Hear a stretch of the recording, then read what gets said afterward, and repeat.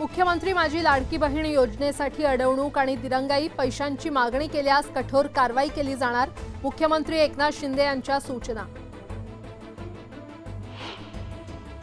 वाशिम शहरात लाडकी बहीण योजनेसाठी महिलांची प्रचंड गर्दी, अर्धा किलोमीटरपर्यंत रांगा, महिला पोलिसांची स्पेशल ड्यूटी।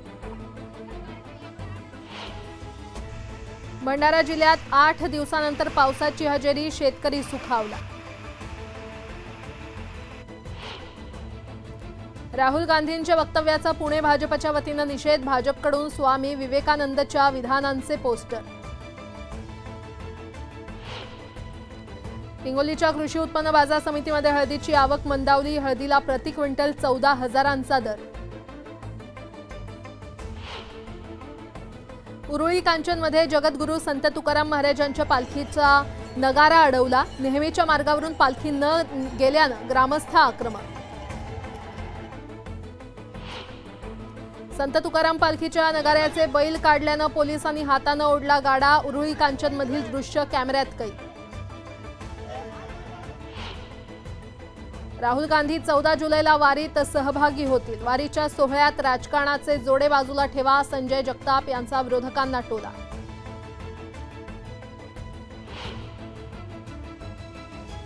वारी काळात पंढरपूरकडे जाणाऱ्या आणि परत येणाऱ्या वारकऱ्यांच्या सर्व वाहनांना 21 जुलैपर्यंत संपूर्णतः टोल माफी, आजपासून निर्णय लागू। संतश्रेष्ठ ज्ञानेश्वर माऊलींचे कनिष्ठ बंधू सोपानदेवांच्या पालखी सोहळ्याचं सासवडमधून पंढरपूरकडे प्रस्थान, वारकऱ्यांसाठी दुग्ध शर्करा योग।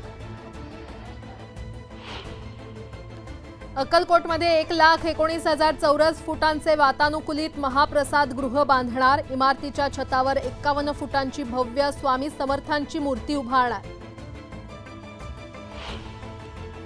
जालना जिल्ह्यातील दाडेगावच्या शाळेत वर्गखोल्यांमध्ये गळती, शाळेच्या छतावर बसून तरुणाचं आमरण उपोषण सुरू। विरोधी पक्षनेते अंबादास दानवे यांच्या निलंबनाच्या निषेधार्थ छत्रपती संभाजीनगरच्या क्रांती चौकात आंदोलन, दानवेंची बाजू न ऐकता कारवाई केल्याचा आरोप करत कार्यकर्ते आक्रमक।